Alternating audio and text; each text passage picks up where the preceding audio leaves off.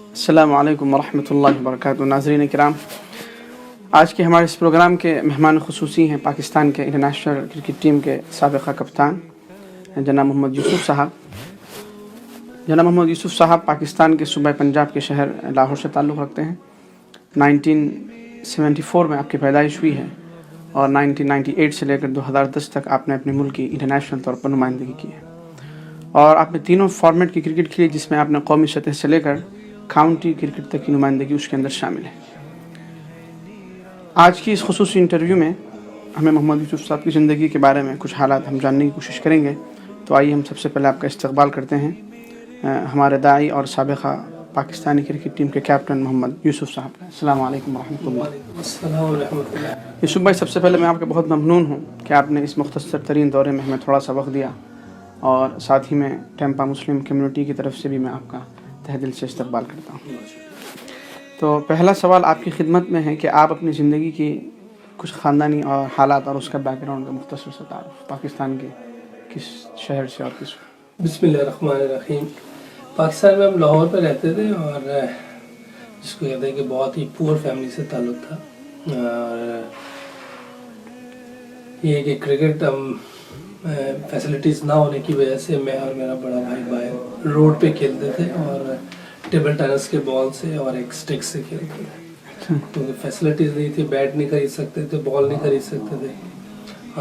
لیکن گھر سے کوئی منع نہیں تھی کرکٹ کھیلنا. یہ بہت اچھا تھا کہ والدین نے کبھی منع نہیں کیا. تو یہ اس کی وجہ سے یہ ہے کہ اللہ پاک نے موقع دے دیا آگے کھیلنے کا. دوسرا سوال یہ ہے کہ جیسا کہ ناظرین ہم سب جانتے ہیں کہ آپ کی زندگی کا حصہ کرکٹ کے میدان میں گزرا، جس کی بنیاد پر میں جب بچپن میں چھوٹا تھا مجھے یاد ہے تو آپ کو رنوں کی مشین کے نام سے بھی جانا جاتا تھا. کرکٹ سے وابستگی کی وہ خاص وجہ؟ بس میرے بڑے بھائی کھیلتے تھے دو، ان کو دیکھ کے مجھے بھی شوق تھا، اور جب میں نے ہوش سنبھالی میں اس وقت سے کرکٹ کھیل رہا ہوں. اچھا. اور ان کے ساتھ گراؤنڈ میں بھی جاتا تھا، جہاں بھی میچ ہوتا تھا وہاں چلا جاتا تھا، دیکھتا تھا، ٹی وی پہ میچز بہت دیکھتا تھا. اور اسکول سے آتے تھے اور سیدھے گراؤنڈ میں چلے جاتے، بس چاہے کوئی کھیل رہا ہے نہیں کھیل رہا، ہم نے گراؤنڈ میں چلے جاتا. تو شروع سے ایک شوق ہے اور بعد میں اللہ پاک نے اسی کو پروفیشن بنا دیا. یہ اللہ کا احسان ہے. تیسرا سوال، آپ کی زندگی کا کوئی خاص ٹور اور سیریز جس کو اب ہمیشہ یاد رکھیں؟ ہاں، ویسے تو ساری سیریزیں اور ٹور جو اچھا کھیلے اور جیتے ہو پاکستان، وہ سارے یاد رہتے ہیں. کوئی ایک کہنا مشکل ہو جائے گا، کیونکہ جب بھی ٹیم پاکستان کی جیتے گی کسی بھی ٹور پہ تو وہ اس ٹیم میں اگر میں ہوں تو وہ یادگار ہی ہے. اور ہم نے ایک تو جیتا نہیں ہوا، کافی جیتے ہوئے ٹور. تو لیکن اگر آپ کہیں کہ ایک تو ہم نے آسٹریلیا میں اس وقت ان سے 2-1 سیریز جیتی تھی جب آسٹریلیا نمبر 1 ٹیم تھی. یہ 2002 کی بات ہے. اور پھر ہم نے انڈیا میں 99 میں ٹیسٹ سیریز بھی جیتی تھی اور ون ڈے بھی. اور ایک ہم نے 2005 میں انڈیا میں جو ون ڈے سیریز جیتی تھی اور ٹیسٹ سیریز ڈرا کی تھی، وہ بھی ٹور ہمارا بڑا زبردست تھا. باقی بھی انگلینڈ میں ہم نے بہت سیریز جیتی، نیوزی لینڈ میں جیتی ہیں سیریزیں. تو اللہ پاک نے بہت سی پاکستان کو جتوائی ہیں، اور جس میں بھی میں نے پہلے کہا کہ میں اگر ہوں اس میں پارٹیسپیٹ کیا ہوا ہے اور اس میں رنز بھی کیے ہیں تو میرے لیے تو بہت اچھی بات ہے. اچھا، ہمارے اس انٹرویو کا جو سب سے اہم جو سوال ہے کہ دامن اسلام سے وابستہ ہونے کی بنیادی وجہ، کیا آپ نے خود سے اسٹڈی کی یا کسی اسلامی شخصیت سے آپ متاثر ہوئے یا پھر اپنی ٹیم ممبر میں سے کسی کی آپ دعوت سے متاثر ہوئے؟ آپ کا پرسنل. دیکھیے،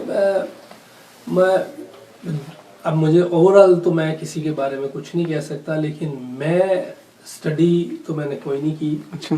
اور میرا نہیں خیال کہ اسٹڈی سے میں مسلمان ہو سکتا. لیکن ہدایت اللہ کے ہاتھ میں، اس پہ ہم وہ ڈیبیٹ نہیں کر سکتے کہ اسٹڈی ہے ویسے. لیکن اللہ پاک نے پوری انسانیت کے لیے دنیا میں آپ صلی اللہ علیہ وسلم کی شخصیت دنیا میں جو ہے نا بھیجی تھی، جن کی وجہ سے اس وقت بھی ایسے لوگ اسلام میں داخل ہوئے جو اپنی بچیوں کو زندہ دفناتے تھے، زندہ جانوروں کا گوشت کھا لیتے تھے. صرف آپ صلی اللہ علیہ وسلم کی معاشرت، اخلاقیات اور ان کے طریقے، ان کا اٹھنا بیٹھنا، کاروبار، شادی بیاہ، یہ ساری چیزیں دیکھ کے وہ لوگ مسلمان ہو گئے تھے. جی انہوں نے بھی کوئی چیز نہیں پڑھی ہوئی تھی. اور دنیا میں نبیوں کے بعد اگر کسی کے ایمان کی بات کی جاتی ہے تو وہ صحابہ رضی اللہ تعالیٰ عنہ اجمعین کی بات. جی بالکل. انہوں نے کوئی اسٹڈی نہیں کی تھی. اور اللہ پاک نے مجھے بھی جو اسلام دیا ہے، جو کلمے کی دولت سے نوازا ہے، وہ بھی ہمارے ایک مسلمان، جو مسلمان تو پہلے بھی تھے لیکن نبی کی زندگی نہیں تھی. اور میرا تعلق بھی بہت پرانا تھا ان کے ساتھ، لیکن چونکہ سنت پہ عمل نہیں تھا اور نبی کی جیسے صحابہ رضی اللہ تعالیٰ عنہ اجمعین جب پوری دنیا میں جاتے تھے تو وہ جا کے کہتے تھے ہماری طرح ہو جائے.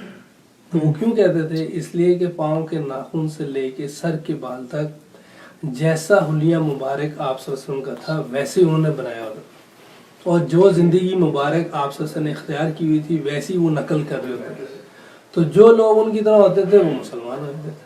اسی طرح ہمارے کرکٹر سعید انور جو ہیں، ان سے میرا تعلق تو بہت پرانا ہے، 1990 سے ہے، اور پاکستان ٹیم میں کھیلا ہوں 98 سے. تو لوگ سمجھتے میں اس وقت ملا انہیں، لیکن میرا 1990 سے ان کے ساتھ تعلق ہے، کیونکہ ان کا چھوٹا بھائی اور میں دونوں کالج میں اکٹھے داخل ہوئے تھے 1990 میں. ہمارے پاکستان میں لاہور میں کالج ہے FC کالج، اس میں ہوئے تھے. تو میرا ان سے تعلق اس وقت سے ہے، گھر آنا جانا ہے. لیکن اس وقت ان کی زندگی میں یہ چیزیں نہیں تھی. اگر ابھی کوئی ان کو دیکھے گا سعید بھائی کو تو اندازہ ہو جائے گا میں کیا بات کر رہا ہوں. اور جنہوں نے پہلے دیکھا ہوگا وہ دونوں چیزیں جو کمپیریزن کرے گا تو اس کو اندازہ ہو جائے گا میں کیا بات کر رہا ہوں. تو جب ان کی زندگی میں یہ سنت عمل آیا تو مجھے پھر شوق پیدا ہوا کہ یہ اسلام کوئی مذہب ہے. کیونکہ میں بچپن سے مسلمان محلے میں رہ رہا ہوں، مسلمان دوست ہیں، مسلمان اسکول کے بھی دوست ہیں، کالج کے بھی، پھر کلب کرکٹ میں، پھر میں فرسٹ کلاس کھیلا اس میں بھی، پھر پاکستان ٹیم میں گیا ہوں اس میں بھی. لیکن جو چیز کسی کے لیے فائدہ کر سکتی ہے وہ نبی کی زندگی ہے. مسلمان فائدہ نہیں کر سکتا، نبی کی زندگی کر سکتی. ایمان والا جو بننے کی کوشش کرے گا اس سے کسی دوسرے کو فائدہ ہوگا. جیسے صحابہ رضی اللہ تعالیٰ عنہ اجمعین ایمان والے بھی تھے اور دوسروں کا بھی فائدہ کرتے تھے، دوسروں کا بھی اسلام میں آنے کا ذریعہ بنتے تھے. تو میرا اسلام میں ذریعہ آنے کا بنے ذریعہ جو ہے بظاہر جو ہے وہ سعید انور ہے، لیکن انہوں نے جو زندگی اختیار کی وہ سنت والی زندگی تھی جس کی وجہ سے اللہ پاک نے مجھے ہدایت دی. آپ کے اسلام سے وابستہ ہونے کے بعد کچھ پرسنل بھی خاندان پر کچھ اثرات سے مرتب ہوئے؟ دیکھیں، آپ جب شروع میں کوئی بھی مذہب ہو اس کو چھوڑ کر دوسرے میں جائیں گے تو فیملی میں گھر میں مسئلہ ہوگا. لیکن چونکہ ہمارے حاجی عبدالوہاب صاحب جو پوری دنیا کے امیر ہیں رائیونڈ میں جو ہوتے ہیں، انہوں نے بڑی زبردست بات کی. انہوں نے یہ فرمایا کہ خیر سے خیر نکلتی اور شر سے شر نکلتا ہے، اور یہ خیر کا کام ہے کلمہ پڑھنا. انشاءاللہ اگر تم اس پہ جمے رہے تو اللہ پاک ان سب کو بھی کلمہ دے دے گا، اور ویسے ہی ہوا، اللہ پاک ان سب کو بھی کلمہ دے دے. ماشاءاللہ. اچھا، اسلام سے وابستہ ہونے کے بعد تبلیغی جماعت سے کیسا تعارف اور اس سے منسلک ہونے کی کوئی خاص وجہ؟ اسی وجہ سے تو تبلیغی جماعت کی وجہ سے تو سعید انور بھی چینج ہوئے جی. اور مجھے بھی اللہ نے جو کلمہ تو شروع سے تبلیغ سے وابستہ ہے؟ جی شروع سے الحمدللہ جو مسلمان ہوئے، اور ساتھ ہی میں نے روزہ لگا دیا تھا. اچھا، پھر اسلام سے وابستہ ہونے کے بعد کوئی آپ کو بنیادی فرق دکھا سابقہ زندگی میں آپ کی پرسنل؟ یہ تھوڑا بہت تو دیکھیں، کوشش تو میں کر رہا ہوں، میں کوشش کرتا ہوں کہ اللہ کے حکموں کو پورا کرنے کوشش جی، اور کوشش کرتا ہوں کہ اپنی زندگی سنت کے مطابق گزارنے کی کوشش کروں. دیکھیں، جو آج پوری دنیا میں مسلمانوں کو مشکل ہو رہی ہے اس کی سب سے بڑی وجہ یہ ہے کہ جو مسلمان ہیں وہ سنت زندگی پہ آنا نہیں چاہتے، بہانے ڈھونڈ رہے ہیں کہ یہ ہے وہ ہے. یہ دیکھیں جی سنت والا یہ کر رہا ہے، سنت والا کچھ بھی کر رہا ہے وہ اس کی غلطی ہے، اس انسان کی، اس مسلمان کی اپنی جو ہے اپنی غلطی ہے. اس میں سنت عمل کا کوئی قصور نہیں. جیسے اسلام حق ہے، کوئی مسلمان سے غلطی ہو جاتی ہے یا کوئی گناہ ہو جاتا ہے تو اس کا مقصد یہ نہیں کہ اسلام غلط ہے، نعوذ باللہ، اسلام تو حق ہے. اسی طرح سنت زندگی، سنت عمل، سنت حلیہ، یہ سب ہم سب پہ واجب ہے اور ہم سب نے اس کو اپنانا ہے، کیونکہ ہم سب کلمہ لا الہ الا اللہ محمد رسول اللہ پڑھ کر اس اسلام میں داخل ہوئے ہیں، اور اس محمد رسول اللہ کہنے کی وجہ سے ہم سب پہ جنت واجب ہوئی ہے۔ اس میں میں اس لیے یہ کہہ رہا ہوں کہ میں پہلے لا الہ الا اللہ عیسیٰ روح اللہ کہتا تھا، لیکن مسلمان نہیں تھا۔ جیسے ہی محمد رسول اللہ لگایا مسلمان ہو گیا، اور اس کلمے کی وجہ سے جنت واجب ہوئی۔ اب میں کہہ دوں جی سنت سے کیا ہوتا ہے، مسلمان ہونے کے بعد میں کہہ دوں سنت سے کیا ہوتا ہے، تو اس کا مطلب ہے کہ مجھے تو ڈبل جوتے پڑھنے سے مرنے کے بعد بھی اور دنیا میں بھی۔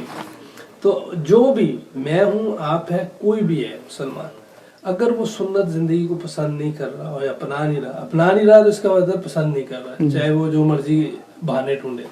اگر وہ اپنا نہیں رہا، ویسا حلیہ بنانے کی کوشش نہیں کر رہا، ویسے کام کرنے کی کوشش نہیں کر رہا، کوشش ہے، غلطی گناہ، ہم انسان ہیں، کسی سے بھی ہو سکتے، فرشتے نہیں ہیں کہ ہم ہر وقت صحیح کام کریں گے، کوئی غلطی بھی ہو سکتی ہے۔ اور جو سنت زندگی پہ آ جائے گا، یہ بھی نہیں کہ وہ فرشتہ ہو جائے گا، غلطی تو انسان سے ہوتی ہے، لیکن کم ہونے کے چانسز، اگر 100 غلطیاں کرے تو اب شاید 99 ہو جائے۔ تو آہستہ آہستہ اگر آپ اس عمل پہ زندگی گزارتے جائیں گے، سب سے بڑی مثال ہمارے سامنے صحابہ رضی اللہ تعالیٰ عنہ اجمعین کی ہے۔ کلمہ نہیں پڑھا ہوا تھا، کچھ پتہ نہیں تھا، کلمے سے پہلے یقین بھی غلط تھا، طریقے بھی غلط تھے، لیکن جیسے کلمہ پڑھا، یقین بھی صحیح کیا، طریقے بھی صحیح کیے، تو اللہ پاک نے دنیا میں جنت کی بشارت دی۔ تو ہم بھی کوشش کریں گے انشاءاللہ۔ اسلامی اور غیر اسلامی کلچر میں کوئی خاص فرق، جیسے آپ پہلے وابستہ نہیں تھے تو اس میں وہاں کا کلچر یہاں کوئی بنیادی فرق؟ اسلام ایک مکمل زندگی گزارنے کا طریقہ ہے، اس میں ہر چیز ہے، اس میں جس کو کہتے ہیں کہ جانوروں تک کے حقوق ہیں، والدین کے ہیں، آپ کی اہلیہ کے ہیں، بچوں کے ہیں، سب کے حقوق ہیں۔